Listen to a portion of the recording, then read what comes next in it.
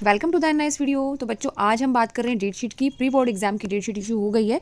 सभी बच्चों को बड़ा इंतजार था। छुट्टियों से पहले भी सभी बच्चे मुझसे पूछ रहे थे कि मैम हमारे एग्जाम कब से शुरू होने वाले हैं, क्या डेट शीट रहने वाली है। तो बच्चों आप स्क्रीन पर देख पा रहे हैं हमारी डेट शीट आ गई है।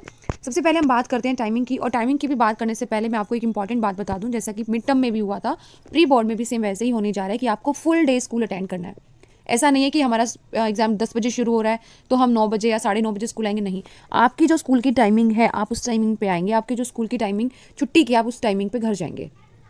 ठीक है, उस टाइमिंग के दौरान बीच में ही आपका एग्जाम होगा। और जिस दिन आपका जिस सब्जेक्ट का एग्जाम है आपका वो सब्जेक्ट नहीं है, लाइक आपके पास इंग्लिश है लेकिन संस्कृत का एग्जाम है, तो उस दिन आपका एग्जाम नहीं है तो आप अपनी इंग्लिश की क्लास अटेंड करेंगे या आप अपनी अदर सब्जेक्ट की क्लास अटेंड करेंगे क्योंकि आपका एग्जाम नहीं है। सो सभी बच्चों को रेगुलर आना है, कोई भी छुट्टी उसमें नहीं होगी। ठीक है, अब हम टाइमिंग डिस्कस करने वाले हैं, आप सभी ध्यान से देखेंगे। हाँ जी, हमारा स्कूल मॉर्निंग है या जनरल शिफ्ट है या फिर इवनिंग शिफ्ट है, सबकी टाइमिंग यहाँ पर दी गई है। अगर हमारा स्कूल मॉर्निंग और जनरल शिफ्ट है तो 10 बजे हमारा एग्जाम शुरू हो जाएगा और 1 बजे खत्म होगा। ड्यूरेशन होगी 3 आवर्स की। और ये कौन कौन से सब्जेक्ट के लिए फॉलो हो रहा है? English, Hindi, Sanskrit, social science, जो हमारे मेजर सब्जेक्ट्स में आते हैं, मतलब इंग्लिश है, हिंदी है, संस्कृत है, सोशल साइंस है। इन सब्जेक्ट्स के लिए आपका जो टाइमिंग है वो 3 आवर्स का रहने वाला है। बात करते हैं होम साइंस की।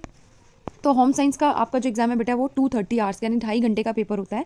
वो 10 बजे ही शुरू होगा लेकिन वो खत्म 12:30 बजे हो जाएगा। डाटा एंट्री का आपका 2 घंटे का एग्जाम रहने वाला है और पेंटिंग का आपका 1.5 घंटे का एग्जाम रहने वाला है। ठीक है, और इवनिंग शिफ्ट की अगर हम बात करते हैं तो इवनिंग शिफ्ट के एग्जाम सेम ड्यूरेशन सेम होती है, बस उसमें टाइमिंग अलग होगी। इवनिंग शिफ्ट का एग्जाम आपका 2 बजे शुरू होगा 5 बजे तक।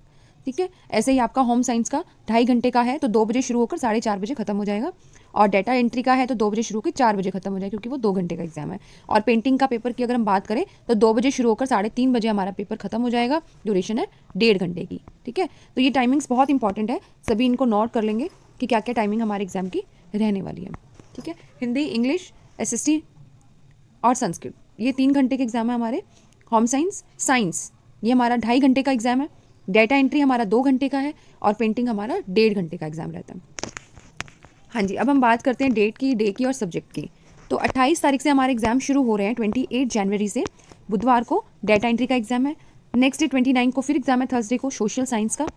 31 को यानी कि सैटरडे को, जिसमें बीच में फ्राइडे आपकी छुट्टी रहेगी। छुट्टी मतलब एग्जाम की छुट्टी, आपका वर्किंग डे है तो आपको स्कूल आना है, आपको तैयारी करनी है, स्कूल में ही आपको पढ़ना है, बट आपकी छुट्टी नहीं है, लेकिन उस दिन एग्जाम नहीं होगा। होम साइंस का है। 2 तारीख को मंडे को इंग्लिश का पेपर है। 3 तारीख को ट्यूसडे को पेंटिंग का पेपर है। 5 तारीख को थर्सडे को हिंदी का पेपर है।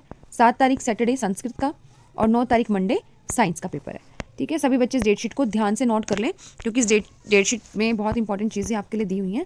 ठीक है, आपकी टाइमिंग है, आपके डे हैं और आपके सब्जेक्ट्स हैं। डेट को ध्यान से नोट करेंगे सभी बच्चे। ठीक है, इसे आप नोटबुक में कहीं पर अच्छे से लिख लेना। आपके पास जो जो भी सब्जेक्ट्स हैं, सभी बच्चों के पास 5 सब्जेक्ट होते हैं। ठीक है, यहाँ पर 8 सब्जेक्ट की डेट शीट है हमारे पास। ठीक है, हमारे पास 8 सब्जेक्ट की डेट शीट है। सभी बच्चों के पास 5 सब्जेक्ट होते हैं। वो 5 कौन कौन से हैं वो आपको पता होगा। ठीक है, और किसी किसी बच्चे के पास जिसने एडिशनल सब्जेक्ट ऑप्ट किया उसके पास 6 भी सब्जेक्ट होते हैं। ठीक है, तो आप देख लेना आपके पास कौन कौन से सब्जेक्ट हैं, उसके अकॉर्डिंग आप अपनी तैयारी शुरू कर दीजिए। आपके पास ज़्यादा समय नहीं है और pre board exam final exam जैसा ही होता है, इसलिए जो भी क्वेश्चन पेपर आपको प्री बोर्ड में मिलेगा वो बहुत इंपॉर्टेंट है, उसको संभाल के रखना है। फाइनल की तैयारी की रणनीति आपकी अभी से बनानी आप अपनी शुरू कीजिए। जिस बच्चे को पास होना है वो पढ़ना शुरू कर दीजिए और सभी बच्चे पास हो सकते हैं अगर वो खुद अपने मन पर विश्वास रखते हैं कि हाँ हम पास होंगे, तो आपको पास होने से कोई नहीं रोक सकता। ठीक है, तो आप सभी अपनी तैयारी शुरू कर दीजिए। आपकी डेट शीट आ गई है आपके पास और सबके ग्रुप में भी भेज दी गई है। ठीक है, तो नोट करना इंपॉर्टेंट है। सबसे इंपॉर्टेंट चीज़ यही है कि आप इसे नोट कर लीजिए। ओके बेटा, थैंक यू।